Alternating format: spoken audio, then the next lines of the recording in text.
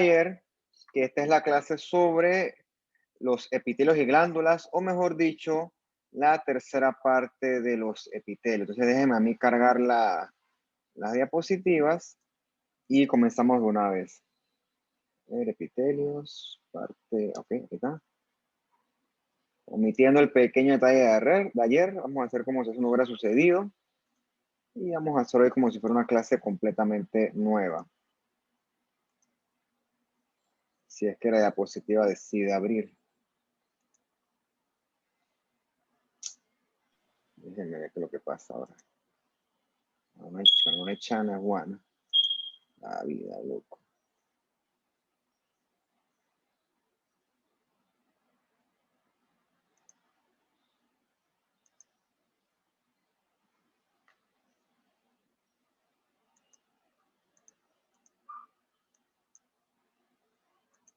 Entonces.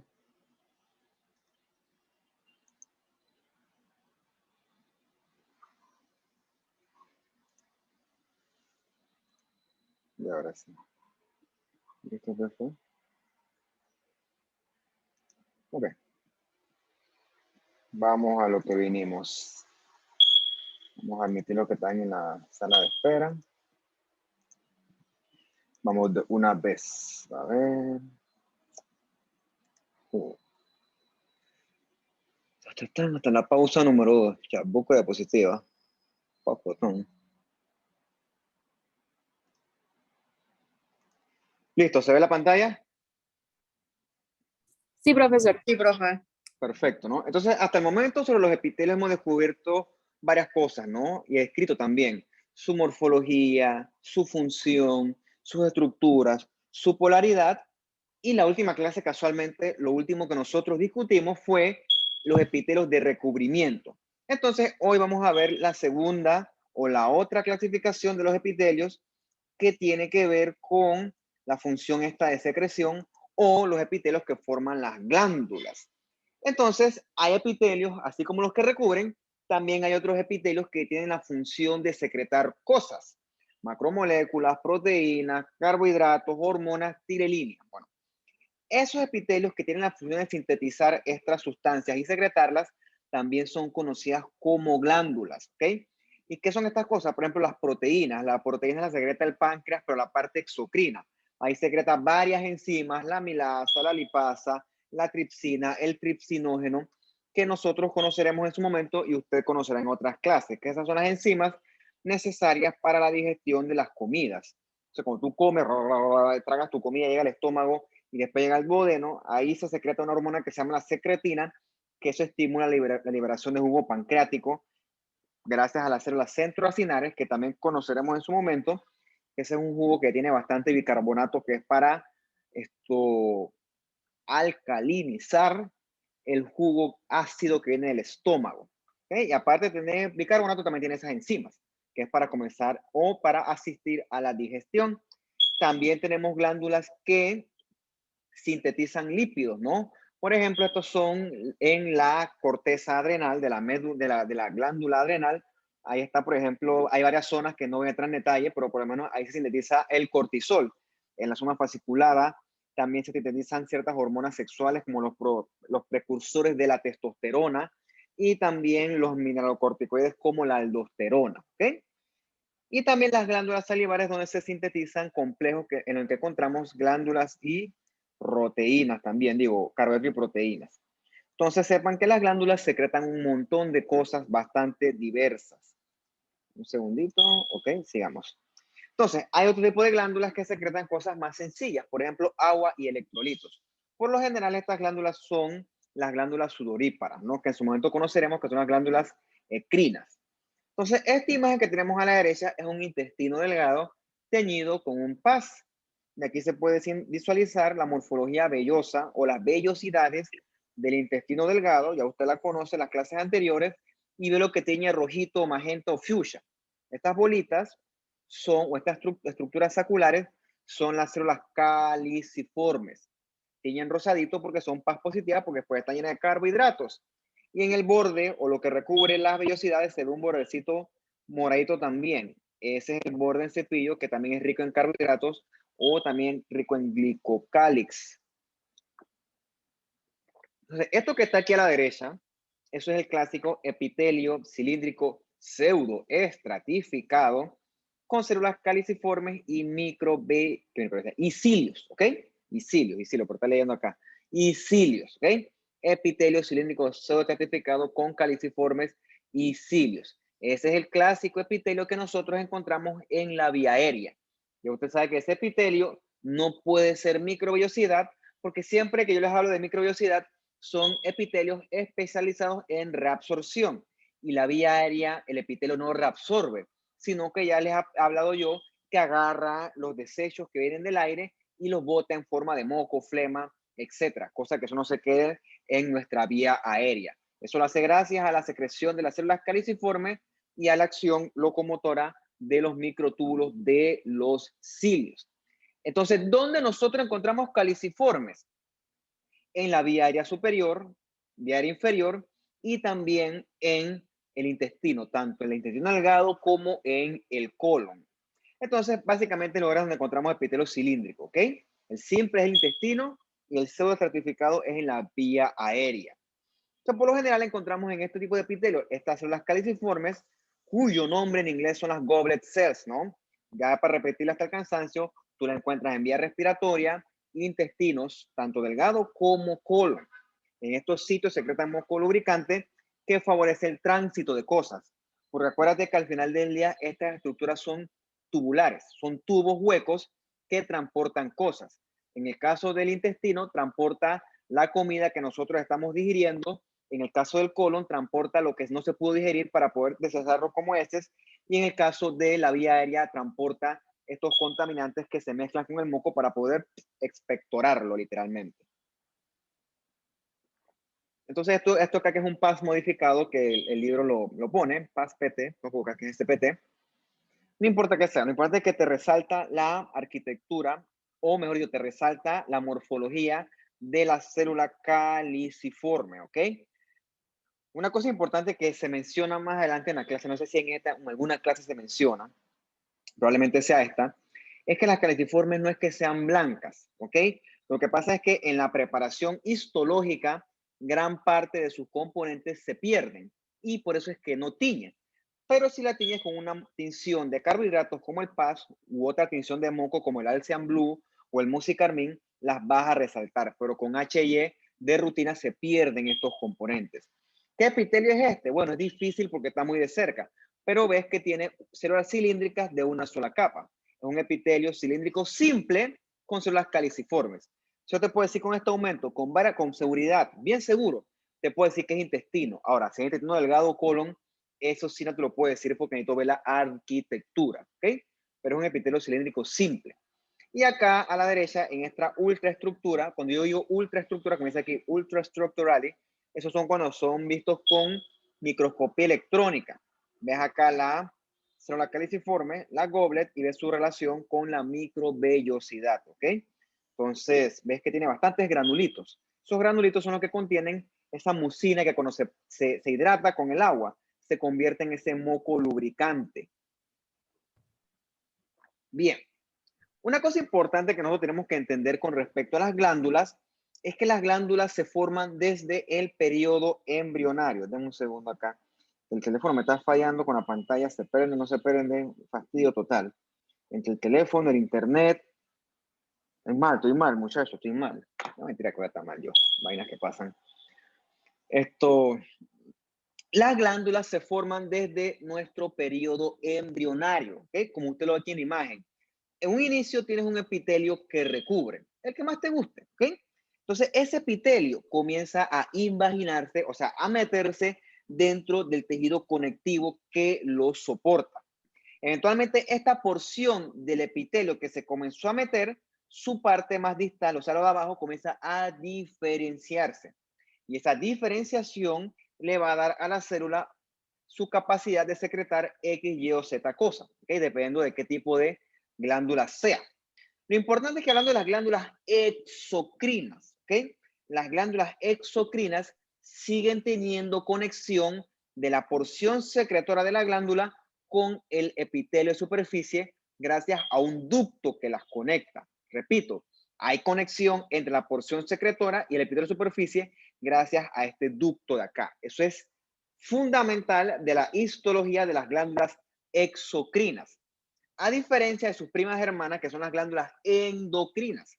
La glándula endocrina pierde ese ducto que conecta con el epitelio de superficie. Entonces, ¿cómo la glándula endocrina secreta su respectiva sustancia, que en este caso son las hormonas? Bueno, recuerde que nosotros en algún momento del curso hablábamos de la señalización endocrina. Creo que fue la segunda clase. Ustedes me recordarán. Entonces, esas glándulas tienen que enviar su sustancia, que son las hormonas, por medio de capilares. Entonces, estas glándulas están emparejadas con bastantes capilarcitos que cuando la glándula endocrina tira la hormona viaja por la sangre y llega hasta su órgano efector, que está en un sitio mucho, mucho más distante. Si en este órgano efector, llamado también la célula target o la célula blanco. Muy bien. Desde el punto de vista arquitectural, las glándulas exocrinas, por cierto, hoy vamos a hablar de las glándulas exocrinas. Más adelante, en el último tercio del curso, hay una clase que se dedica a las glándulas endocrinas, ¿okay? Pero hoy vamos a hablar full de las glándulas exocrinas. Yo cuando me imagino la arquitectura histológica de la glándula exocrina, es como si fuera un arbolito, ¿okay? Un arbolito donde las hojitas son lo que nosotros le llamamos las unidades secretoras. Y esas unidades secretoras drenan su sustancia hacia un ductito, ¿ok? Entre más grande sea la glándula o más compleja, estos ductitos se van uniendo, al igual que un árbol que al final converge en el tronco principal. Entonces tú ves que estas hojitas o estas unidades secretoras, todas tienen un ductito que las conecta. Eventualmente todos esos ductitos se van fusionando en ductos más grandes, ¿ok? Y estos ductos más grandes eventualmente convergen en un ducto principal. Ahora, no es que estas glándulas son como el árbol que está por ahí flotando. No, no, no, no, no. Estas unidades secretoras junto con sus ductitos existen dentro de o son soportados por un estroma que es de tejido conectivo. Dependiendo del tamaño de la glándula, si es una glándula muy compleja, el ejemplo clásico es la glándula salivar mayor o las mamas, también la unidad de la porción secretora con su ductito se divide en lóbulos. Y esos lóbulitos a su vez están separados por septos fibrosos o también le llaman tabiques, ¿no? Entonces, como si fueran varias copitas de los árboles, que al final convergen en ductitos que se fusionan, hacia un ducto principal. Y todo eso va encerrado dentro de una cápsula fibrosa también. ¿Okay? Esa es la arquitectura histológica de las glándulas exocrinas más grandes.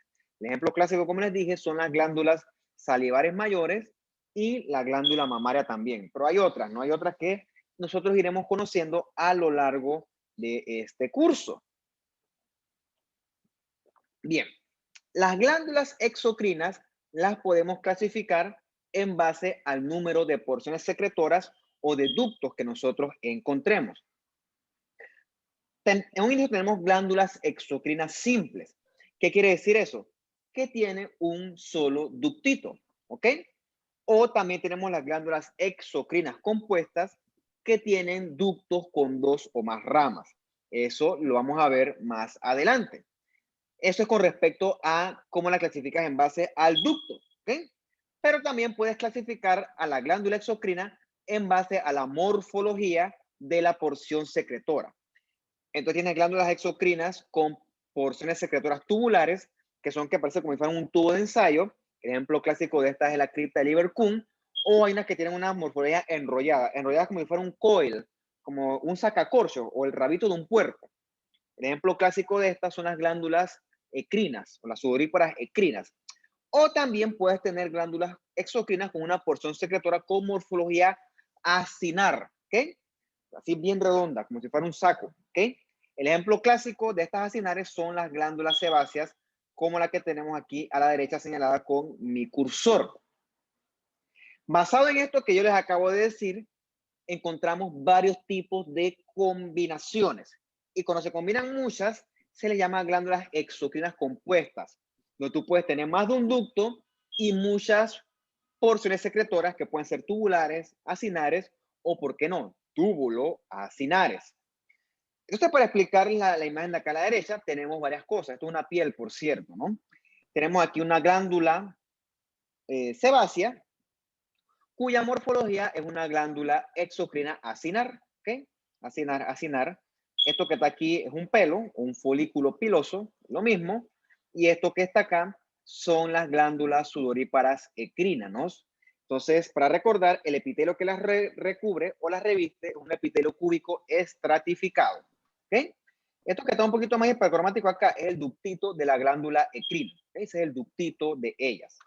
Entonces, obviamente no lo vamos a ver como un coil aquí, porque recuerden que esto es una imagen cortada de 3 dimensiones vuelta a 2 dimensiones. Entonces, realmente a cabalidad, eso que le estoy explicando no se va a poder ver así en una histología. O sea, eso hay que verlo de forma esquemática, que eso yo se los voy a presentar más adelante.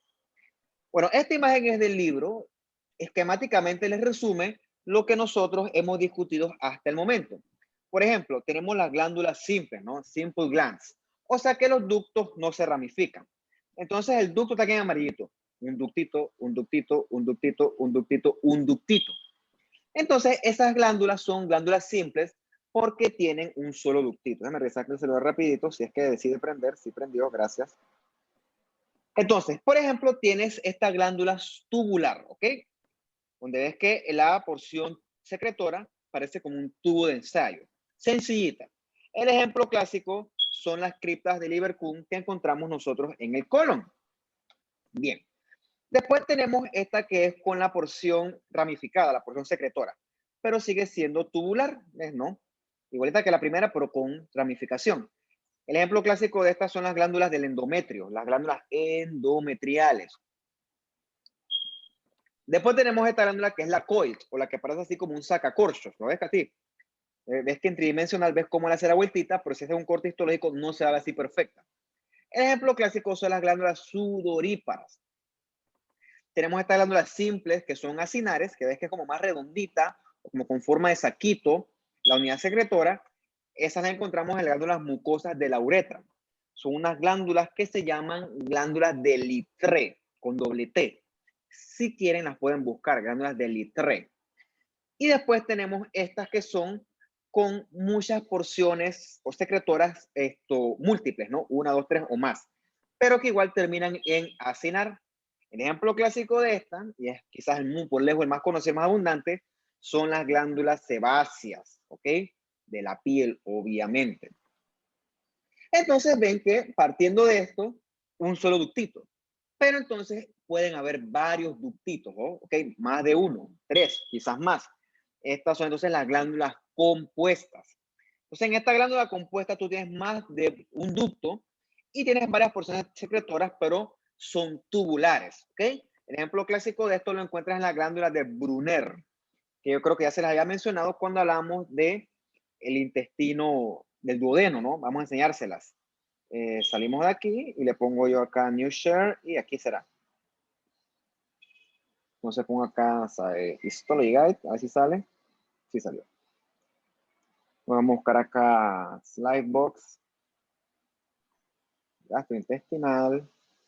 Y por acá abajo, a ver, ¿dónde estás? ¿Dónde estás? Aquí está. El duodeno, clásico duodeno.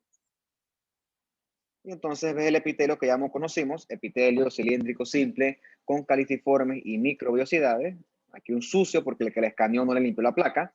Y todas estas glándulas en la submucosa, todas son las famosas glándulas de Brunner, cuya función es secretar parte de moco alcalino que sirve para neutralizar el contenido ácido que viene del estómago. Una cosa importante de esto es que esto yo lo estoy diciendo. Esto no lo dice la diapositiva. Y al momento de yo hacer los quizzes, yo me acuerdo de estas cosas y las puedo preguntar. Es más, si le estoy diciendo esto es porque probablemente lo pregunte. ¿Cómo se llaman estas glándulas aquí? Glándulas de Brunner. ¿Y qué morfología tienen? Bueno, son glándulas compuestas con morfología tubular. Saben aquí, ¿no? Las glándulas de Brunner. Sigamos. Entonces, También tenemos las glándulas compuestas, tienen muchos ductitos, pero terminan en unidades acinares o también las unidades alveolares, ¿no? El ejemplo clásico es el páncreas exocrino, los acinos del páncreas exocrino. Vamos a verlo también. Regresamos acá. Páncreas exocrino, eso está en los órganos asociados. Aquí está, exocrine glands. Páncreas. Entonces, esto todo morado es el páncreas. Entonces, el páncreas tiene dos porciones, el páncreas exocrino y el páncreas endocrino. Vamos a buscarte un páncreas endocrino para que lo veas. Que son los famosos islote Langerhans. Y para que cargue. Entonces, esta bola que tú ves aquí, que resalta, se llama islote de Langerhans o islote pancreáticos. Esa es una de las glándulas endocrinas por excelencia. Es lo que compone lo que nosotros conocemos como el páncreas endocrino. Tiene varios tipos de células. La célula alfa, que secreta glucagón, la célula beta, que secreta la insulina, la célula delta, que secreta somatostatina, y la célula PP, que secreta polipéptido pancreático. Todo lo que rodea a ese islote Langerhans son los acinos serosos del páncreas, que forman lo que nosotros conocemos como el páncreas exocrino, ¿ok? Entonces, ese páncreas exocrino, que es el que nosotros estamos viendo en esta clase de hoy, es el que secreta entonces tripsina, tripsinógeno, amilasa, lipasa, puras enzimas que sirven para la digestión o asisten a la digestión de las comidas, ¿ok? Y finalmente acá están las glándulas túbulo-acinares, ¿no? Que son las compuestas porque tienen varios ductos, pero hay unidades que son tubulares y otras acinares. El ejemplo clásico son las glándulas salivares, ¿ok? Entonces la glándula salivar, vamos a compartir de nuevo, es muy parecida al páncreas exocrino. Voy a por acá. Le pongo la parótida, por ejemplo, extremadamente parecida desde el punto de vista morfológico al páncreas exocrino, porque también tiene acinos serosos, que son estos glandulitas que tú ves aquí bien moradas, que es que están llenos de gránulos en su citoplasma, que esos gránulos contienen enzimas. Morfológicamente son idénticos, yo no voy a entrar en detalle de cuáles son las diferencias, porque hay una clase que habla de eso. Bueno, pero estas glandulitas de la glándula salivar, perdón, o valga la redundancia, son glándulas compuestas con unidades secretoras túbulo-acinares. ¿Okay? La han visto bastante hoy entonces. Muy bien. Dejando de un lado la morfología, vamos a ver cuáles son los mecanismos de secreción de la glándula exocrina. Un segundito por acá. No es nada importante. Entonces, déjenme poner a cargar el celular, por favor. Entonces, hay varios tipos de secreción de la glándula exocrina. Son tres. El primero que nosotros vamos a estudiar es la secreción merocrina. ¿Ok? La secreción merocrina es la que nosotros encontramos en glándulas que secretan proteínas. El ejemplo de cuáles son estas. Los acinos serosos, como en la glándula salivar mayor, también la menor, ¿por qué no? Y el páncreas exocrino. En esa secreción merocrina, ¿cuál es el mecanismo de secreción? La exocitosis por vesículas. Porque recuerda usted de la clase del citoplasma que las proteínas son grandototas. La célula no puede agarrar y liberar una proteína así por así. Es muy grande para que pase a través de su citoplasma. Entonces, para que esta pase a través del citoplasma, tiene que fusionarse con la membrana, primero encima o dentro de un vehículo de vesícula de membrana, y entonces se le da por exocitosis. Ya después de eso varía si es regulada o si es constitutiva el mecanismo de exocitosis. ¿Okay? Entonces, la merocrina es para la secreción sobre todo de proteínas. Glucoproteínas también, pero sobre todo proteínas. ¿Ok? Eso es importante. Como la secreción es por medio de exocitosis, recuerde que la exocitosis es un mecanismo de secreción limpio. Recuerde que es bien regulado. Recuerde que en la exocitosis y también en la endocitosis hay un tráfico bien regulado de vesículas de membranas, donde la fusión entre la respectiva membrana y la membrana de la vesícula es bien regulada, nada se pierde. Recuerden que una cosa importante es que en esa exocitosis la célula no se destruye ni sufre daño. Eso es gracias a las clatrinas, a las proteínas RAP todo eso que nosotros hablamos en la clase anterior, a esa fusión de membranas que hace que la glándula original o la célula original no se destruya ni se fragmente. ¿Ok? Entonces, esto contrasta con los otros tipos de secreción que veremos más adelante. En la secreción holocrina, que es la secreción, el mecanismo de secreción clásico de la glándula sebácea, tu glándula sebácea, y obviamente la mía también, se comienza a llenar de sebo. Se va engordando, engordando, engordando, engordando. Tanto se engorda que literalmente cuando se engorda sufre diferenciación terminal, pierde su núcleo y literalmente se rompe. Se llena tanto de sebo que se rompe la glándula sebácea. ¿Okay? Por eso que se llama holocrina. De holo es de todo, o sea, todo se pierde, todo se secreta. Entonces, cuando se revienta, es que no es que se reviente, literalmente se rompe la célula, entonces se libera, ese sebo junto a los fragmentos o los restos de la propia célula. Eso se libera a la luz de la glándula. O sea, todo se desbarata, como es aquí, ¿no? O sea, la célula se desbarata junto con su secreción, junto con los restos celulares. Entonces, el mejor ejemplo de secreción holocrina, el clásico, nosotros nos encontramos con la glándula sebácea de la piel. Clásico. Y el otro tipo de secreción es la secreción apocrina. ¿Okay? La secreción apocrina prácticamente es una decapitación del ápice de la célula. En la secreción apocrina, la glándula comienza a acumular su producto de secreción en el ápice. De forma como si fuera una cabecita extra. Como si me pusiera aquí esto y esto fuera mi secreción. O sea, cuando yo voy a secretar esta cubita naranjada que tengo en mi cabeza, yo tengo que decapitarme mi cabeza entera, que es parte del citoplasma, junto con membrana. Y así yo puedo liberar mi producto de secreción. ¿Okay? El ejemplo clásico de donde ocurre secreción apocrina ocurre en la mama, cuando va a liberar la leche durante la lactancia. Es el ejemplo clásico de esta, entre otros muy aislados. Pero el ejemplo clásico es la secreción apocrina. Como dice aquí el esquema, ¿no? Ves que parte del ápice de la glándula, ¡puf!, se decapita. Entonces la glándula no se fragmenta toda, a diferencia de la holocrina, sino que parte de del citoplasma apical junto con pedacitos de membrana se liberan junto con el producto de secreción. O sea, tenemos hasta este momento tres tipos o tres mecanismos de secreción. Bien. Este esquema del libro lo resume todo. En la secreción merocrina, el producto se libera gracias a exocitosis. ¿Ok? O sea que es una secreción limpia. La célula no se fragmenta ni se destruye. Y el producto que se libera por lo general son proteínas. El ejemplo clásico son las glándulas salivares mayores. ¿Ok? En el otro tipo que es la secreción holocrina, recuerden que holo, todo se va. Se va tanto la... Wow. Se va tanto la producto de secreción como los restos de la célula, ¿okay? En este caso de los sebocitos de las glándulas sebáceas. Todo se va hacia el ducto de la glándula sebácea. Y acá en la apocrina se van a más parte del citoplasma apical con pedacitos de membrana apical y con el producto de secreción. El ejemplo clásico es acá, ¿no? En la glándula mamaria o en la mama. Bien. Del punto de vista histológico, esto que está acá es una mama y aquí están entonces su glándula mamaria, ¿no? Para adelantarles, este es un epitelio cúbico simple que se acompaña por fuera de unas células mioepiteliales. Una cosa importante es que cuando hay carcinomas de la mama que son invasores, la mama revienta o destruye estas células mioepiteliales y entonces puede invadir el estroma. ¿Ok? Eso es una manera de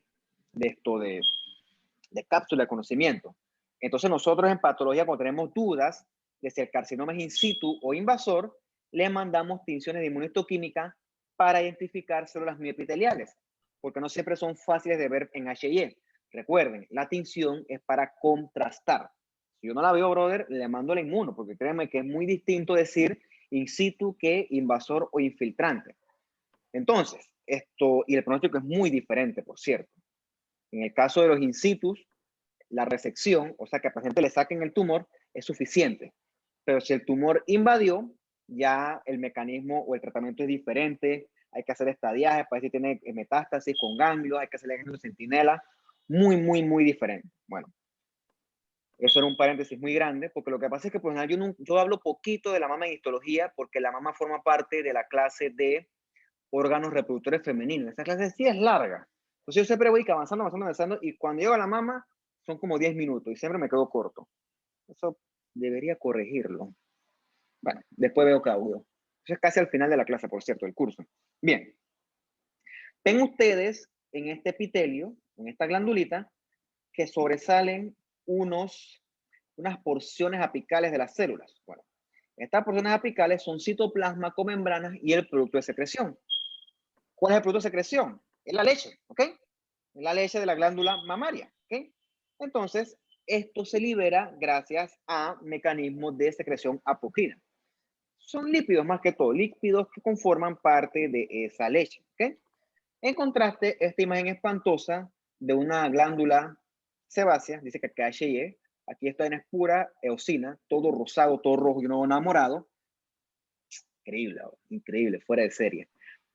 Pero bueno, ven cómo se pierde toda la glándula, perdón, toda la célula se pierde junto con el producto de secreción y se libera el ducto. Es la diferencia de una con otra. La meiocrina no hace falta mencionarla porque ya usted sabe que es totalmente distinta. Bien. Entonces, ahorita vamos a estudiar ejemplos particulares de glándulas de glándulas exocrinas con respecto a su tipo de secreción. Déjame tener un poquito de agüita así. Agua servida. Bien. Dependiendo del tipo de secreción de la glándula con secreción meiocrina, podemos clasificarlas ya sea en cerosas o mucinosas. Y aparte de tener distintas propiedades, también tienen distintos caracteres tintoriales. Entonces, estas que tú ves acá son células cerosas, ¿ok? Estas células cerosas sintetizan proteínas. El ejemplo clásico de estas proteínas son las enzimas que sirven para la digestión, como la amilasa, la lipasa, entre otras, ¿ok? En este caso, esta es una glándula salivar mayor, probablemente es una glándula parótida. Estas células cerosas se agrupan en grupitos, valga la redundancia, y forman una estructura que le llaman el acino seroso, ¿ok? De forma individual, aparte de este montón de gránulos que oscurecen la glándula, por eso que se ve toda morada, porque los gránulos tiñen muy basofílico, obviamente como son células especializadas en la síntesis y secreción de proteínas, tienen que tener organelos especializados en esta función. Entonces los retículos rugosos y el Golgi van a estar bien desarrollados para poder sintetizar toda esa proteína, poder empacarlas y después poder enviarlas por medio de exocitosis, ¿ok? ¿Sabes por qué se ven así moradas? Porque están llenas de gránulos secretores. Entonces tiñen bien basofílico, porque todos esos gránulos secretores tiñen basofílico.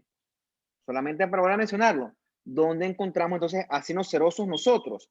En el páncreas exocrino y en las glándulas salivares mayores, ¿ok? Esos son ejemplos, hay otros, obviamente. Entonces, para que compares cómo tiñe el acino seroso versus el ductito que lo acompaña. El ductito que tú ves aquí, que básicamente es un epitelio cúbico simple, que en cuanto más se jerarquiza, más se pone complejo. Eso lo estudiamos en su momento. Ves que es epitelio con bucocitoplasma eosinofílico. Por eso es que el ductito, todos tú los ves rosados. Se llaman ductos estriados, por cierto. Tienen bucomitocondrias. Tú lo ves todo rosado. Entonces, compara versus su vecino, el acino seroso. El acino seroso es bien morado, bien basofílico. Porque el acino seroso está lleno de gránulos secretores que a su vez están llenos de enzimas, ¿ok? O de la maquinaria necesaria para la secreción de estas enzimas. O sea, nuevamente el pathology out, el histology, el Junqueira nos honra con una imagen horrible. O sea, mira, supuestamente, mira, esta para que tú compares la calidad entre una imagen escaneada, esto es escaneado y esto es una foto. O sea, ¿qué voy a hacer con esto? ¿Qué voy a hacer con esto yo? Le escribo al autor, ¿quién soy yo para escribirle? Esto está horrible. Pero tiene la leyenda, ¿no? Esto es un ductito aquí. Sí, me da pena me decía esto. A Foucault. Que compara la calidad de acá con esto. Esto se llama tecnología y esto se llama tradición. ¿Okay? Hoy en día existe la tecnología que nos permite mucho mejor detalle. ¿Okay? Eso creo que es una redundancia. Bueno, estos son ácidos cerosos, horrible, pero lo guardé por la ultraestructura que esa acción la tengo yo. En el tú ves que la célula cerosa está llena de secretory granules, gránulos secretores que contienen entonces ese montón de proteínas, enzimas que secretará eventualmente el ácido ceroso. ¿Okay? Bien, las primas hermanas de los ácidos cerosos son las células mucosas o también, dependiendo de donde lo busques, también le llaman células mucinosas. El ejemplo clásico de estas células mucosas son las células caliciformes. ¿Cuál es la diferencia? Que las células caliciformes son, también llaman glándulas unicelulares porque ellas están solitas, mientras que las células mucinosas se agrupan en túbulos o tubulitos. ¿Okay? Entonces, en las células mucinosas, tú encuentras bastante retículo rugoso y bastante Golgi, igualito que su hermano el acino. Lo que varía esencialmente es el producto de secreción. Una secreta enzimas, la otra secreta moco, ¿ok? Y el moco más que todo es rico en carbohidratos. Por eso es que esta tiñe paz positivo, ¿ok?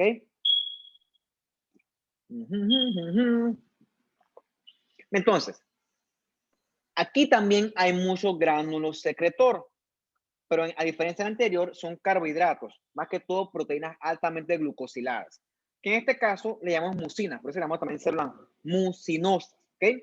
O sea, cuando ese tubulito libera esa mucina y entra en contacto con el agua, se hidrata y entonces forma la capa de moco, que literalmente reviste todo nuestro tubo digestivo y otras cavidades.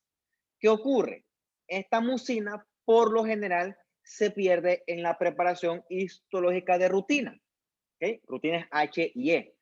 Por lo tanto, estos gránulos secretores, que son proteínas altamente glucosiladas, por lo general se pierden y tiñen pobremente con eosina. ¿Okay? Eosina es el tinte rosado, por cierto. Ahora, si tú lo tienes con otro método, como por ejemplo el PAS, sí te va a teñir porque sí se preservan, ¿ok? Como dice acá abajo. Entonces, estas glándulas mucosas son literalmente idénticas en el lugar que tú las encuentres. Por ejemplo, esto que está aquí, dice aquí que esto es mucosal, bla, bla, bla, bla, bla, bla, bla, bla, bla. Pues no dice dónde es. Pero estas glándulas mucosas, dice, la que tú encuentras acá arriba, en la cavidad oral, es morfológicamente idéntica que la que encuentras en la glándula de Brunner, que la que encuentras en la glándula de Littré. Son morfológicamente idénticas. Eso yo lo sé ahorita porque ya de tantas veces quedó el curso. Pero usted, a medida que vayamos en el curso, irá viendo esto que yo le estoy indicando el día de hoy. Deme un minuto que algo sonó por acá, a ver qué fue lo que sucedió. Ya regreso. Oh, rayos. ¿Qué es esto? ¿Qué significará esto? Chuleta, es que llené acá la lavadora y como que se no merecía demasiado jabón. Oh my God, ¿qué hago? No voy a acabar ahora, tengo que terminar la clase. A la vida, loco, no me dejan trabajar. Ay, Dios mío. Ya ha pasado antes, así que no me preocupa tanto. Bueno, lo ves aquí, ¿no? Ves todos estos túbulos mucosos, ¿ok? O glándulas mucosas. Son virtualmente idénticas a sus primas hermanas, las acinocerosos, nada más que estas tiñen diferente porque su producto se perdió durante la preparación de rutina. Tiñen pobremente con eosina y por eso que se ven así vacías. Pero no es que no tengan gránulos secretores, sino que lo que varía es el método de tinción. Entonces son son glándulas que secretan bastante moco, que sirve para lubricar las superficies donde se encuentren. Voy a enseñársela. Yo le dije que no se la enseñar, pero se la voy a enseñar porque puedo. Bien, por ejemplo, te buscas aquí la glándula submandibular, que es una glándula mixta. Tiene acinos serosos y también tiene glándulas mucosas. ¿La ves? Entonces, quédense con esta morfología. Esto es en la glándula submandibular. Ahora nos vamos a el Brunner, el duodeno, ¿no? Con sus glándulas de Brunner. Y cuando bajamos y las ves, para que cargue, son idénticas a las anteriores. Y cuando nos vamos, y nos metemos entonces, por ejemplo, en la uretra peniana sobre todo, o esponjosa. Bueno, está por aquí está esto, vamos a buscarla. Aquí se ve un corte transversal del pene, acá está la uretra en el cuerpo esponjoso. Y ves, mira, esta es una buena pregunta para su quiz. Para que cargue. De la uretra, ¿no? Recuerden, urotelio. Y ves la glándula mucosa que acompaña el urotelio, que son las glándulas del litré. Ves que morfológicamente son idénticas. Bueno, para que cargue ese. Son morfológicamente idénticas a la glándula salivar y a las Brunner del duodeno. Morfológicamente son idénticas porque su función es la misma: secretar moco, o secretar mucina que se convertirá en moco cuando se hidrata. Es exactamente lo mismo, ¿ok? Nada más que dependiendo anatómicamente donde te encuentres, tendrá una función distinta, pero es necesariamente la misma morfología glandular, ¿ok? Entonces, hay otras que son las mixtas, que le llaman las glándulas seromucinosas. Como es acá a la derecha, tienes tanto porción serosa como porción mucinosa, ¿ok? ¿Dónde tú encuentras estas? Sobre todo en las glándulas salivares mayores, pero no en la parótida. La parótida es exclusivamente serosa. La que es la sublingual y la submandibular o submaxilar, sí encuentras unidades mixtas o glándulas seromucinosas que secretan pues las dos cosas, tanto enzima como moco acuoso, ¿ok? Esta es una glándula submandibular y tú encuentras entonces tanto acinos serosos como glándulas mucosas. Entonces tienes unas que están así como fusionadas, que tienes una glándula mucosa como con una gorrita de acino seroso. Eso se llama la demiluna serosa, ¿ok? Eso lo vamos a conocer en su momento cuando hablamos nosotros sobre los órganos asociados al tracto gastrointestinal, donde discutimos el tema de los acinos serosos, ¿ok? Perdón, de las glándulas salivares mixtas. Bien. Otra célula que acompaña a las glándulas son las células mioepiteliales. Recuerda que las glándulas secretan, pero cómo empujan o cómo fuerzan ese producto de secreción a el ducto. Algo tiene que contraerse. Bueno, lo que se contrae es una célula mioepitelial que rodea la glándula. O sea, eso se aprieta y entonces fuerza el contenido a través del ducto. Y por lo general, esa célula mioepitelial se encuentra en la periferia o el extremo basal de la célula secretora. Vamos aquí, hay un chat. Profe, una consulta. Dijo glándulas litré. Sí, voy a copiarla yo aquí. Glándulas de litré. Ok. Entonces, esas células mioepiteliales literalmente abrazan a las células de secretoras y cuando tienen que secretar, las aprietan porque tienen estos filamentos de actina y miosina que aprietan entonces esta glándula secretora y entonces fuerza el producto de secreción hacia el respectivo ducto. Bien, entonces esto que tenemos acá nosotros es una mama, ¿no? Una mama, aquí está la Cheye, y aquí están los ductos más grandes, aquí están unos ductitos chiquititos, y estas son distintas tinciones de inmuno que sirven para identificar las células mioepiteliales en la periferia de los ductos. Citando lo que estamos discutiendo hasta el momento, la célula mioepitelial literalmente aprieta esa glandulita y esa fuerza que hace cuando se contrae hace que el producto de secreción se fuerce a través del ducto, por así decirlo.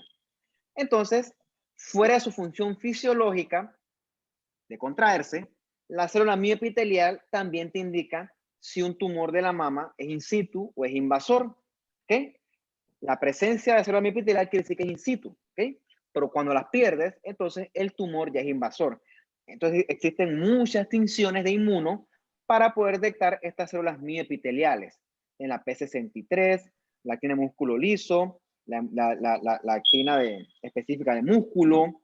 Tienes bastantes que nosotros tenemos en el seguro y las utilizamos cuando tenemos dudas sobre si el tumor es in situ o es invasor. ¿Okay? Todo eso se usa en la práctica, pero bueno, eso es más que todo patología. Pero es para que usted sepa, aparte de ser una célula mioepitelial, tiene también esta otra función de discernir si lo que estamos estudiando es in situ o es invasor.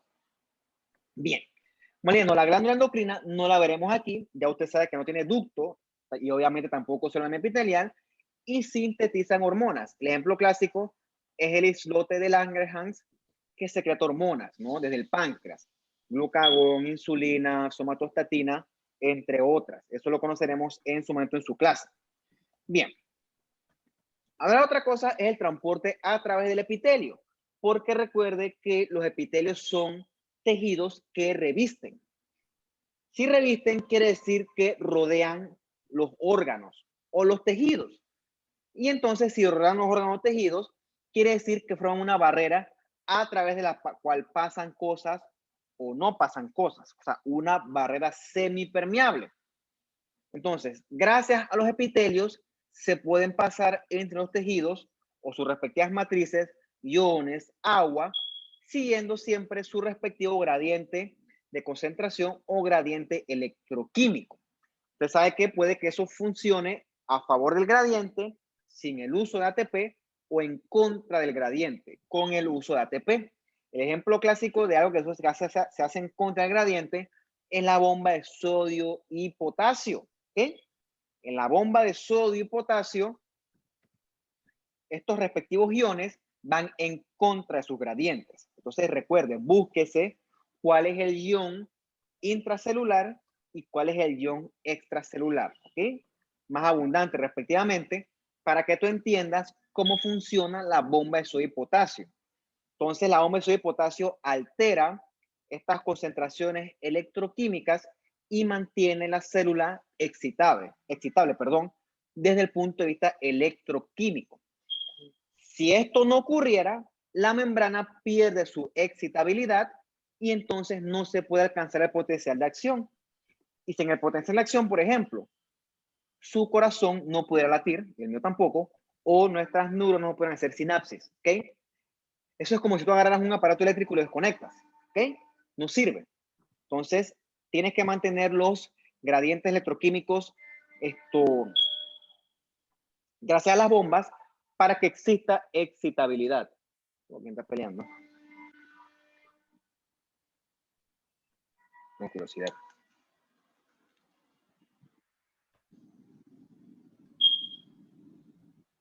Falsa alarma. Entonces, eso usted lo conocerá cuando de su clase de fisiología, donde conocerá un concepto que se llama el potencial de acción, y ahí hablan de la despolarización, la repolarización. Eso es lo que hace que la célula sea eléctricamente excitable. Y gracias a esa excitabilidad es que la célula puede performar, desempeñar su función. Sin esos gradientes electroquímicos, es como si tú agarras la célula y literalmente la desconectas de la corriente. Literalmente. Entonces, usted sabe que las células tienen canales para iones, tiene también bombas iónicas, que son las que usan ATP, tienes canales para agua, que son las acuaporinas, y entonces todos estos tipos de canales son abundantes en los epitelios. Entonces, esto puede pasar entre las células o dentro del epitelio, ¿no? Son los famosos transportes transcelulares o paracelulares. Eso nada por que usted lo conozca, eso es más biología que otra cosa. Lo que a mí me interesa en este punto de la clase es que sepa que los epitelios son sitios de recambio constante de agua y de electrolitos o iones más bien, ¿no? Entonces, todo esto se da gracias también a la vigencia de las uniones intercelulares, sobre todo los tight junctions. Gracias a los tight junctions, el transporte de agua e iones se hace en la respectiva dirección y no en forma retrógrada. Traducción a todo esto tiene que estar bien regulado, ¿ok? Bien. Tiene ciertos epitelios que son especialistas en el transporte a través del epitelio. Como tú de fisiología, hay esta parte que se llama la fisiología de renal. O sea, el riñón es un sitio donde se filtra, reabsorbe y secretan agua y iones. El ejemplo clásico, agarra ahorita y siéntate y tómate 2 litros de agua y vas a ver que lo vas a tener que orinar. ¿Por qué ocurre eso? Porque tu riñón es experto midiendo y sabe que tienes demasiada agua. Y entonces la vas a orinar y probablemente todo lo que orines va a ser clarito. Ahora, puedes hacer lo contrario. Levántate mañana a las 7 de la mañana y no tomes nada de agua hasta las 3 de la tarde y vas a ver que vas a orinar o poquito, y lo poquito que orines va a estar bien amarillo, va a estar bien concentrado, porque tu cuerpo está deshidratado y él va a tratar de perder la menor cantidad de agua posible. Entonces, la poquita orina que botes va a ser una orina bien concentrada. Eso ocurre gracias al transporte a través del epitelio de túbulos renales, donde hay literalmente medidores de concentraciones que deciden si se va a secretar ya sea agua o iones y si se van a reabsorber o no. O sea, él detecta si hay exceso o falta de uno y lo va regulando. Es como un termostato. ¿Okay? Termostato, yo le hablé aquí de eso de termostato. Creo que fue a la de fisiopatología. Es como un regulador. El riñón regula si hay exceso de electrolitos, exceso de agua, y lo va reabsorbiendo a la sangre o secretando a la orina dependiendo de.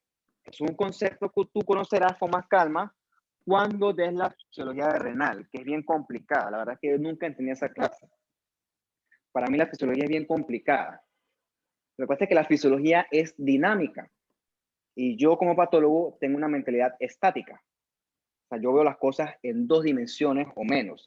Esa es mi mente piensa así. Prendí los foquitos. Entonces, no es que no entendiera, me costaba entender y por lo tanto no me gusta. Pero la histología sí me gusta. Y la patología ni se diga. Entonces, y la fisiopatología ahí, bueno, pues es un curso que me pagan, así que me tocó estudiarlo, pero no es que me encante. Gracias a los túbulos renales, tu cuerpo siempre está bien balanceado de agua y de sal. Haz el ejercicio, agarra y tómate un 2 litros de agua y vas a ver que vas a orinar, te guste o no. O deja de tomar agua por 8 horas y vas a ver que no vas a orinar. Hazlo para que veas, ¿ok? Entonces, ese balance de... no pregunten esto porque esto es fisiología, por Dios. Ese balance hace que tu cuerpo esté siempre en equilibrio, tanto de agua como de iones. Eso se libera, se balancea tanto en la sangre como en la orina, ¿ok? Entonces, tú tienes también células que incorporan agua gracias a la endocitosis. Eso, recuerda que lo hablábamos de la pinocitosis o actividad pinocítica. Células que son especialistas en esto son los capilares, el endotelio, los capilares, o también el mesotelio de las cavidades. Son células que incorporan agua del extracelular gracias a esta endocitosis, ¿no? Hay una aproximación de que las clatrinas y eso, búsquenselo después con más calma. Entonces, ves que los epitelios son sitios activos de bastante intercambio de agua y que el epitelio tiene muchos mecanismos para incorporar agua y electrolitos de su respectivo medio, ¿ok? Para que veas que son estructuras que son dinámicas. Y vamos a hablar un poquito para finalizar de la renovación de los epitelios. Acuérdate que los epitelios están en constante contacto con el medio externo, ¿ok? Tu piel, tu cavidad oral, tu tracto digestivo, tu vía respiratoria, todo está en contacto con el medio externo y el medio externo, ¿por qué no decirlo? Es un medio hostil. El medio externo es un medio hostil, que está lleno de cosas buenas, pero adivina qué, también está lleno de cosas malas. Y tu epitelio tiene que defenderse y tiene que defender al cuerpo. Y hay veces que no puede hacerlo. Y entonces cuando no puede defenderse, no le queda de otra que renovar sus células. Entonces los epitelios son células de alto recambio. Se renuevan, se dividen. ¿Ok? Un concepto importante que tengas hasta este punto. ¿Cómo ocurre esa renovación? Gracias a que hay células madres. Por ejemplo, en nuestro intestino hay un recambio rápido. ¿Ok? Literalmente cada semana tú tienes un nuevo intestino. Claro, no es que es no de paquete, recuerda que es una cosa progresiva. Mientras que ese recambio es más lento en otro tipo de región anatómica. Todo va dependiendo. Con respecto a los epitelios estratificados, sobre todo los escamosos, estas mitosis ocurren acá abajo, en el estrato basal. Si tú buscas aquí vas a encontrar mitosis, esas mitosis dan de nacimiento las células que van subiendo hasta las capas más superficiales. Ciertas regiones anatómicas o ciertos tejidos tienen células madre en regiones específicas o también le llaman nichos, ¿ok? Por ejemplo, en el intestino delgado, perdón, tú encuentras estas células madres en las vellosidades, entre las vellosidades, o en la epidermis las encuentras en los folículos pilosos. Entonces, el epitelio es bien resistente. Él repara y reemplaza células que se dañan, que hacen apoptosis. O sea, el epitelio es bien maleable en ese sentido. Ok, tú tienes, por ejemplo, acá el mito de Prometeo. Lo han escuchado antes, el mito de Prometeo.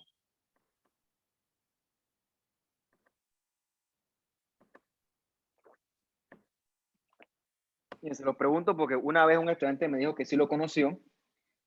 ¿Verdad? Me lo comentó en la clase de YouTube porque dice que él conoció el mito de Prometeo en God of War. Que no está mal. O sea, después que tú sepas, no importa cómo sepas. Da lo mismo aprender algo en televisión que leyéndolo, que te lo cuenten. La vaina es saber.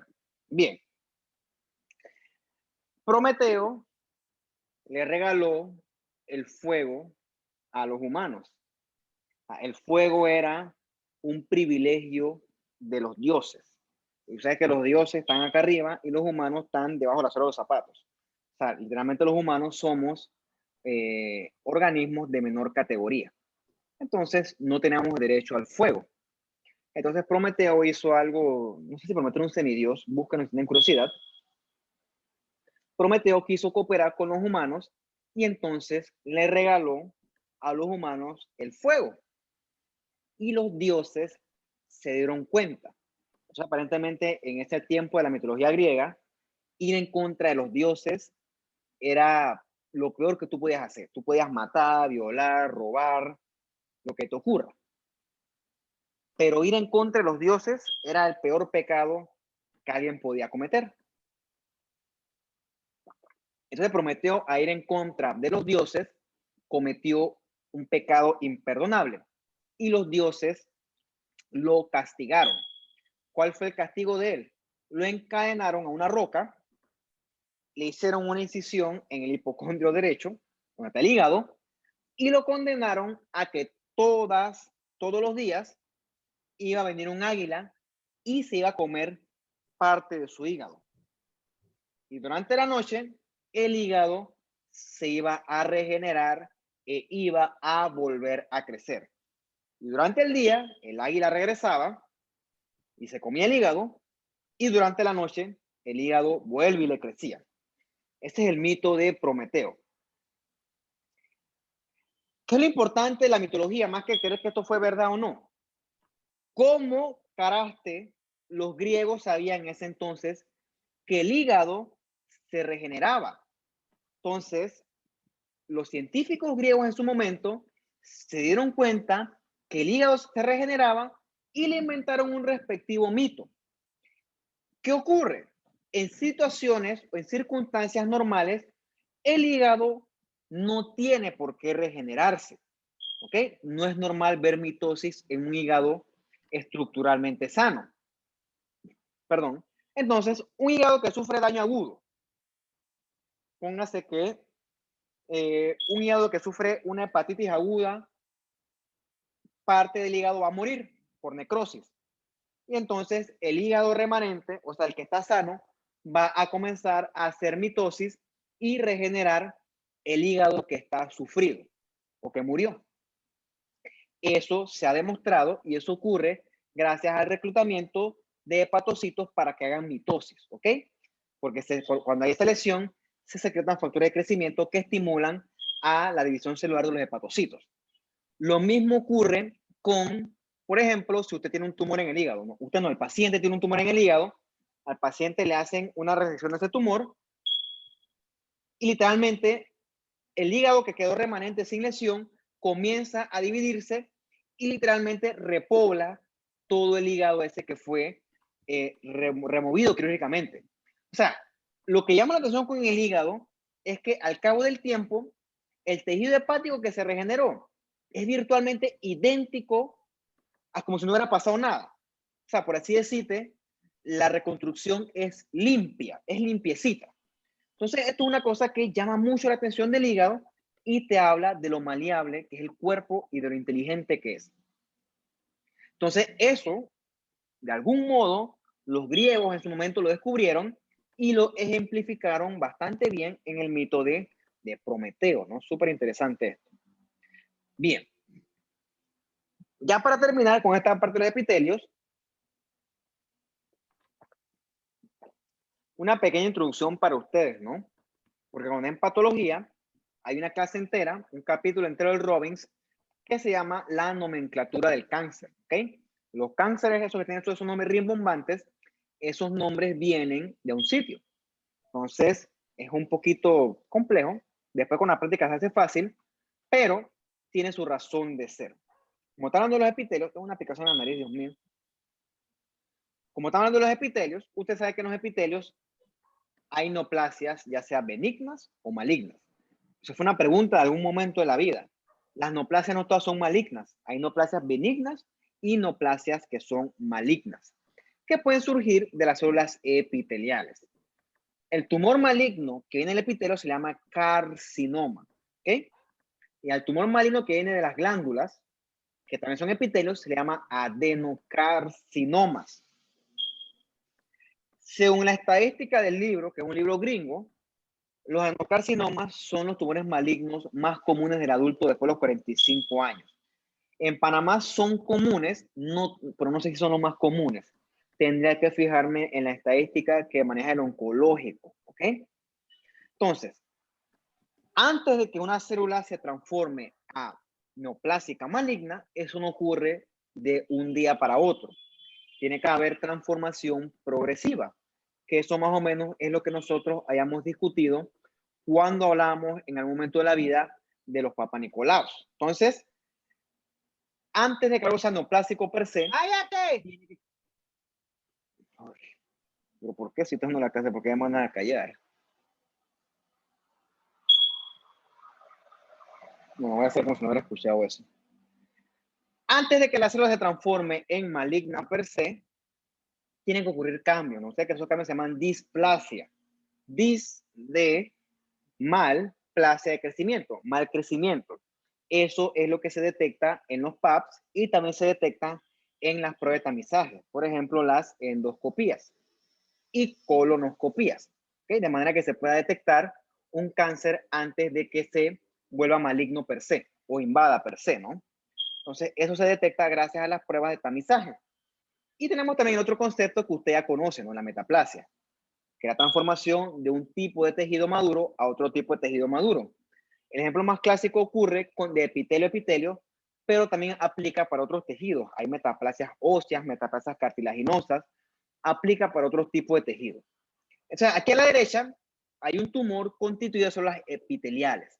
¿Por qué digo que son epiteliales? Porque son células que tienen bastante citoplasma eosinofílico y también hacen grupos cohesivos. Recuerda que el epitelio, su principal característica es la cohesividad. Esa cohesividad es dada por la gran cantidad de uniones intercelulares que son propias del epitelio. Obviamente este epitelio se comenzó a meter dentro de el respectivo tejido conectivo, o sea que invadió. Entonces, esto que tenemos nosotros aquí es un carcinoma invasor o un carcinoma infiltrante, ¿ok? Mantiene su diferenciación porque yo puedo determinar por morfología que sigue siendo un epitelio. Pero después que los tumores se vuelven se monstruosean, que inclusive pierden esa cohesividad. Esos son los tumores que son pobremente diferenciados. Para determinar qué son, sí tienes que usar inmuno, ¿ok? Sí tienes que usar inmuno. Entonces, con eso terminamos, después de 3 clases, con los epitelios. Listo, muchachos. Preguntas, dudas, comentarios, algo que no quedó claro.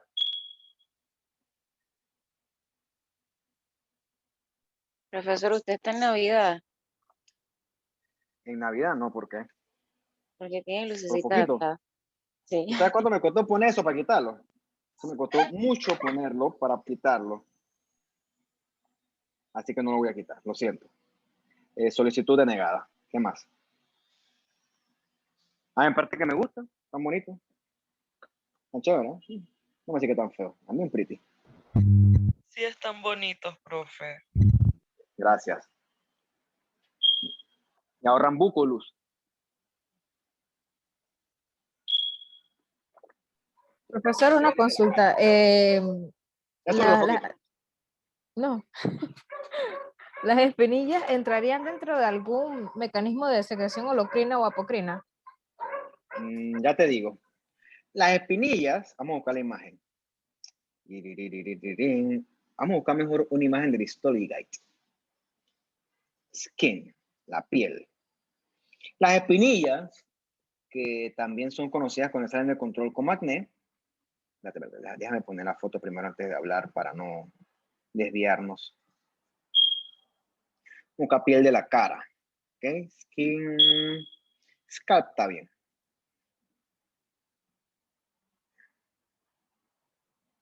Vamos a ponerlo en grande. Bien. Tú tienes aquí glándulas sebáceas. ¿Ok? Glándulas sebáceas que por lo general se acompañan de un pelo. A esa fusión de esa estructura se llama unidad pilosebácea. Esa unidad pilosebácea, tú pones una que conecta arriba con el epitelio. Bien, puede ser esta de repente acá. Ve aquí que baja como un ductito. Esa unidad pilosebácea, por lo general, conecta con el epitelio de superficie y entonces el producto de secreción de la glándula sebácea es secretado hacia la piel. Por eso es que puedes tener la piel grasosa. Como la mía, mi piel es bien grasosa, o sea, yo tengo bastantes glándulas sebáceas. Entonces, ¿qué ocurre con las espinillas? Con las espinillas lo que ocurre es que este ductito se obstruyó. ¿Ok? El ductito de secreción de la glándula sebácea se obstruyó. Y entonces acá abajo, en la porción secretora, que es la acinar, el sebo se comienza a acumular. ¿Ok? Y ese sebo acumulado eventualmente llama a la inflamación. Y eso comienza a inflamar, se pone rojo. ¿Ok? En ese momento la puedes explotar y quizás no pase nada. El problema es con las personas que acumulan mucho sebo y como eso es en la piel, tú sabes que la piel está llena de bacterias. Entonces eso se va a sobreinfectar y se forman estas pústulas que son dolorosas, que son grandototas y que también menos importante, perdón, también es importante, son bastante poco estéticas, ¿no? El que ha sufrido de acné sabrá lo que le estoy diciendo. ¿Por qué se obstruye ese ductito? Porque tienes de repente células del ductito que producen queratina en exceso. Y esa queratina en exceso tapa u obstruye el ducto. O también tienes glándulas sebáceas que secretan en exceso. O las dos. La cosa es que la espinilla ocurre porque el ductito se obstruye. Y cuando el ducto se obstruye, la glándula se comienza a soplar y eso es lo que se forma en la espinilla. Eso se inflama, se sobreinfecta, duele, es molestoso, es poco estético. Todo lo que tú ya conoces mejor que yo. ¿Qué más?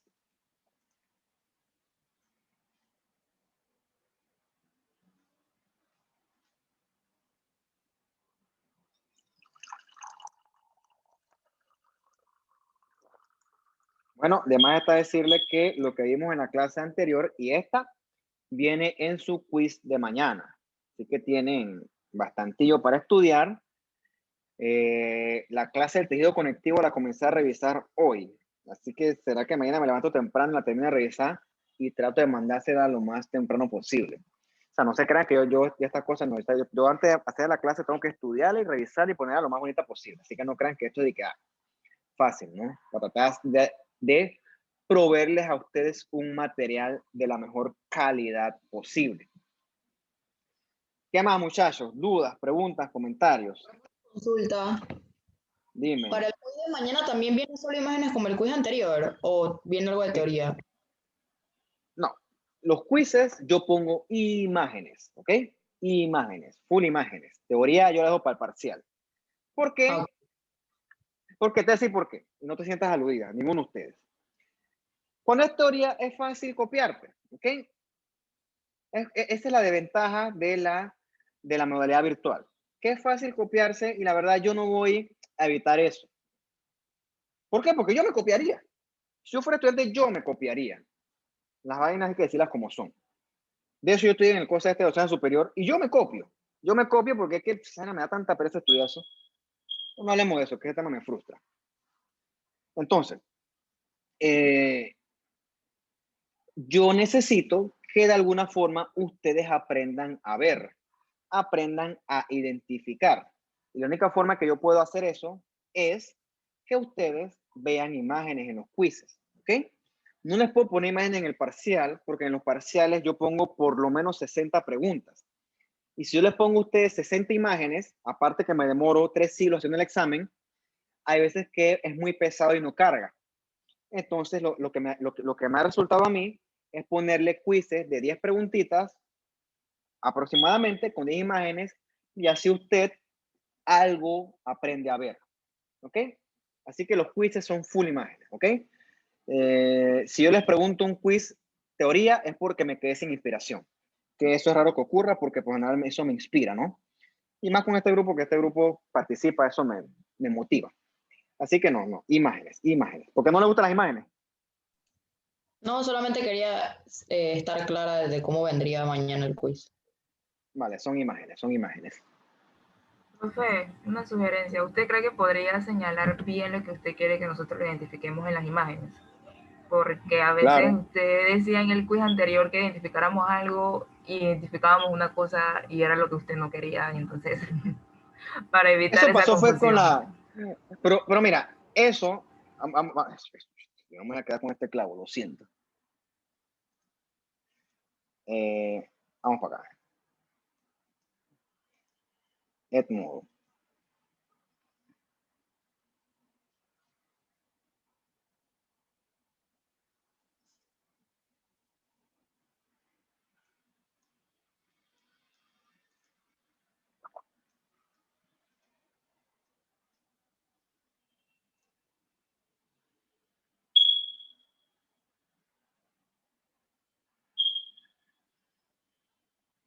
Tres siglos después.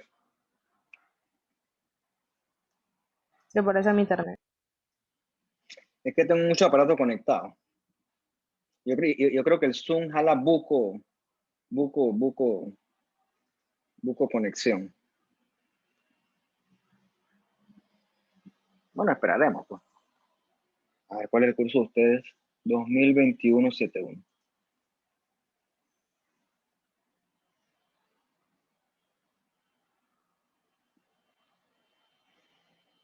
Profe, una pregunta. Cuando hablamos de parciales como tal, ¿también van a ser en Edmodo o ellos son en Ágora? No lo puedo hacer en Ágora porque hay una compañera que le da problemas en el Ágora y eso me inhabilita todo. Porque tengo otro grupo. Y yo no voy a hacer 2 parciales en 2 grupos porque a mí no me están pagando un grupo, ¿no? Esa no es buco trabajo. Sorry, no es tu problema, pero es que me molesta que la universidad haga esas cosas.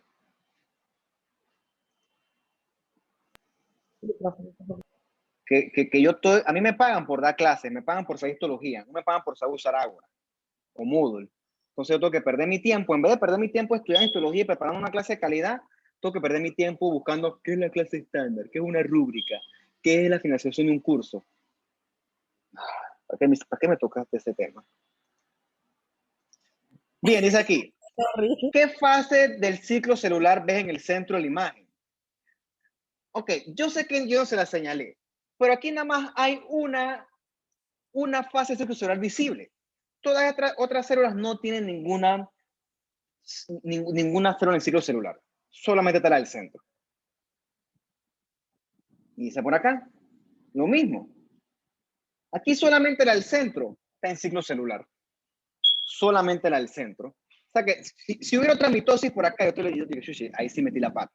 Por aquí nada más hay una Profesor, sola esa que mitosis está en el ahí centro. no está, esa que está ahí no está en citoesqueleto, así, casi separada. ¿Cuál? La que estoy señalando con el puntero. No, la que está al lado, Esto. la más grande, la de abajo, Esto. esa. No, es un núcleo perfectamente redondo. Eso no está perfectamente redondo, pero si usted lo Sí, dice que está es así. perfecta redondo. Mentira, yo entiendo tu sugerencia, ¿ok? Ya, yo entiendo su sugerencia. Está bien. Y te la voy a tomar en cuenta. No me salí a pelear aquí por una cosa que es resolvible. Estas acá no cuentan porque aquí solo epitelio. Esta acá tampoco porque hay un solo epitelio. Esta tampoco cuenta porque esta es la imagen del curso, por cierto. Esta tampoco cuenta. Bueno, yo nada más quería mostrar mi punto, ¿ok? Pero vale, a mí no me cuesta nada poner un círculo amarillo que la señale. De hecho, para enseñárselo, ¿no? Para que ustedes vean cómo era el asunto antes, tiene la ventaja de que aquí esto es un grupo voluminoso. Entonces, no lo estoy transmitiendo, ¿ah? No, profe. Vamos para allá, espérate, dame un segundo. Vamos a enseñarle cómo era el asunto antes. Quiz load existing. Vamos a ver cuál examen parcial 2, taller 2, reválida, sistema endocrino, tracto gastrointestinal, parcial 1 de fisiopatología, líquido electrolito, sistema renal, taller. A ver. No tengo ninguna vaina de histología, oye. Y aquí tengo un parcial de histología. Otra cosa para mala suerte para ustedes. Yo no repito parciales, yo los hago de cero. Así que si piensan que hay profeta, I'm so sorry. No va a pasar. Profe, ¿y de parciales cuándo sería el primero? Disculpe. Cuando demos la clase de cartílago, hasta ahí llega el primer parcial. Gracias. A ver, una que tenga marca. O sea, qué vaina. La que puse no tiene marca. Mira, aquí yo le puse aquí de que la marquita negra, pues. Cosas así. Pero antes era diferente, antes era de desarrollo, ¿ok? Era mucho más difícil. Pero no puedo hacer eso con ustedes porque si no, no terminamos nunca, ¿no? Por aquí le ponían su marca ahí pretty para señalar qué es lo que le estaba preguntando. Pero yo sé lo que tú me preguntas. O sea, yo tengo tiempo haciendo esto. Yo sé, aquí le pongo una marca azul para esta, qué es lo amarillo, qué es lo verde. Esta no, que esto es un cerebelo, por cierto. Esto es una sarcómera. Aquí, por ejemplo, ¿qué es esta cosa amarilla? Pero la ganglionaria, el plexo de Auerbach. No lo puse una vez y ya está en la vida. Exigente los muchachos. Mentira, está bien. Yo no soy intransigente. A mí no me interesa que ustedes fracasan. A mí me interesa que ustedes aprendan. ¿Ok? ¿Qué más, muchachos? Profesor, le quería compartir una historia. No sé A si ver. se la sabe, pero cuando yo la vi quedé como que asombrada. Dime, para ver. No recuerdo cómo se llama el doctor o el científico, pero recuerdo que había un señor, la historia. El señor estaba en el bosque, era season, temporada de caza. Parece que alguien lo valió, pues. Y entonces lo llevaron al doctor para que la atendiera. Por alguna razón, el doctor decidió no cerrarle la herida y dejársela abierta. Y eso permitió que los científicos investigaran y vieran cómo funcionaba el ácido y el estómago en sí. Lo que me pareció más como que, wow, ¿cómo pudo hacer eso? Es que el científico agarraba, decía, se agarró un pollo, se lo metió por el agujero y vio cómo el pollo se disolvía. Y yo, wow. ¿Y qué te parece cruel eso? Me parece asombroso. Profe, Bueno, una pero es que consulta. Disculpe por interrumpir. Guárdatela ahí y déjame terminar con esta reflexión. Dele. Pero es que la ciencia se hace así. ¿Tú crees que todos esos tejidos que yo te enseño, de dónde vinieron? De alguien vivo. Eso viene de alguien que está sufriendo. Bueno, esto no, porque esto es histología. Pero con la patología, todos vienen de gente que está sufriendo, que está enferma. Pero el Por señor no ejemplo, estaba sufriendo, el delincuente nunca dijo que estaba sufriendo, estaba normal, sentado por ahí y hacía lo que sea con su hueco ahí en el estómago, no le pasó nada. bueno, no sé, no la había escuchado, pero en los cimientos de la ciencia, en este caso de la ciencia médica, nuestro conocimiento está fundamentado sobre millones de cadáveres. Una cosa que se llama el experimento de Tuskegee. Son cosas realmente antiéticas. Por ejemplo, hay enfermedades como la enfermedad de, ¿cómo se llama esa vaina? El síndrome de Wegener. O sea, son cosas, enfermedades que fueron descubiertas en víctimas de la Segunda Guerra Que las Mundial personas, y que hoy en los día se les quita voluntarios ese se nombre. murieron, no que las Y entonces, esas son, como son cosas que se han descubierto en la guerra, en víctimas de la guerra, en experimentos de la guerra, hoy en día se les quita el nombre porque realmente eso no es un honor. Entonces, mucha parte de este estoy conocimiento escuchando.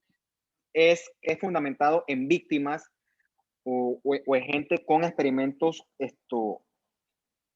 controversiales, ¿no? Cuando hablemos de las células de Clara, de los bronquios terminales, también ocurre un ejemplo similar. Fueron descubiertos en víctimas de la Segunda Guerra Mundial y hoy en día ese honor se le quita al descubridor.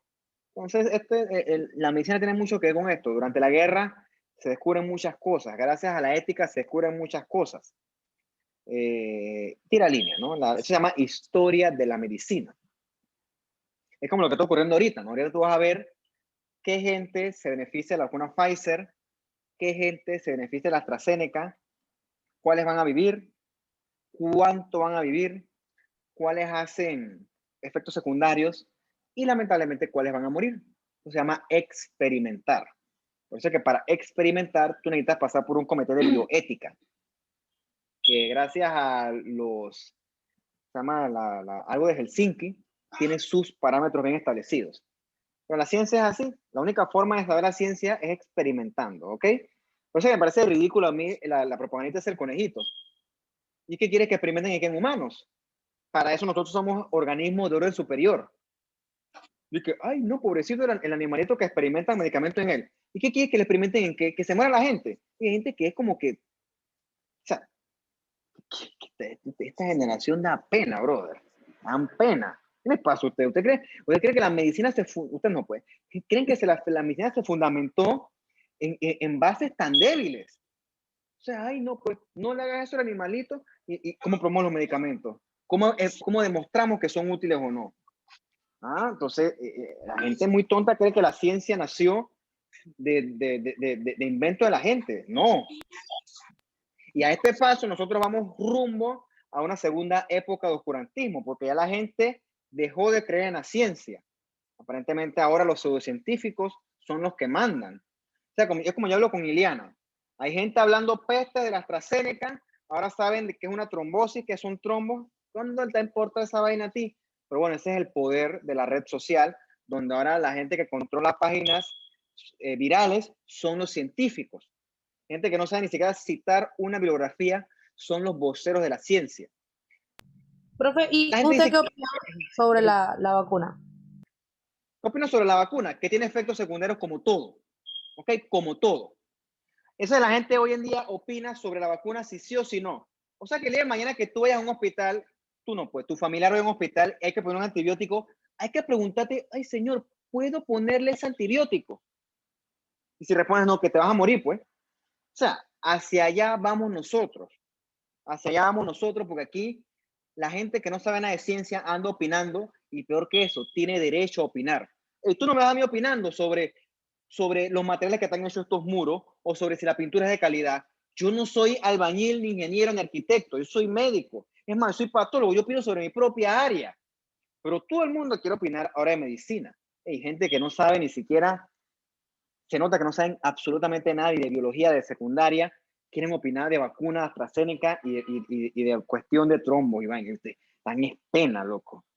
Bueno, pero eso nos va a llevar al oscurantismo moderno. Por suerte, de aquí a que pase eso, yo voy a estar muerto. Pues va a pasar en los próximos 100 años. Eso lo va a tocar a ustedes. Lo va a tocar a ustedes que el médico ahora se pone en duda lo que el médico dice. ¿Ok? Antes lo que decía el médico, palabra del Señor y se respetaba. Ahora no, ahora lo que dice el médico se discute. Ahora el paciente cree que sabe, tiene la razón. Entonces estamos yendo hacia una época difícil para la medicina. Difícil. ¿Qué más? ¿Alguien me va a preguntar algo más? Bueno, yo, profesor, era para confirmar si en la diapositiva de glándulas exocrinas con secreción merocrina, usted ha dicho que alrededor de la glándula salival mayor está como rodeada de acinos serosos. ¿Es así? Vamos para allá. Y ni siquiera voy a poner la diapositiva, voy a poner acá el Histology Guide. Pasa que el problema es que esa clase es más avanzada, ¿no? Pero ya que me la preguntas, tengo que contestar la pregunta.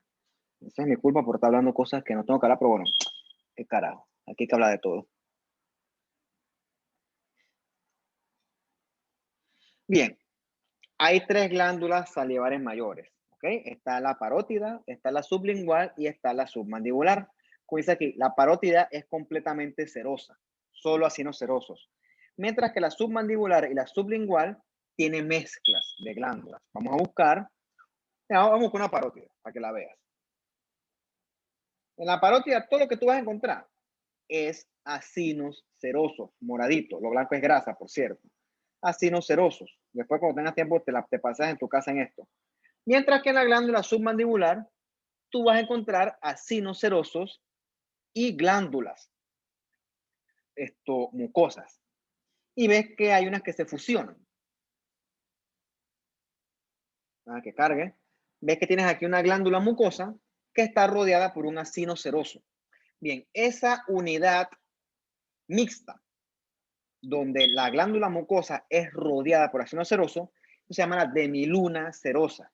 Esa unidad es exclusiva de las glándulas salivares mayores mixtas o con secreción mixtas, que en este caso son la glándula sublingual y la glándula submandibular. Vamos, aquí está, ¿ves? Serous demilun, ¿ok? Que la serosa parece una cap encima de la célula mucosa. Serous demilun. Pones clic y ahí te la ponen, ¿ves? Trae una gorrita encima de ella, como que la rodea parcialmente. ¿Esa era la pregunta? Sí, profesor, muchas gracias. Perfecto. ¿Qué más?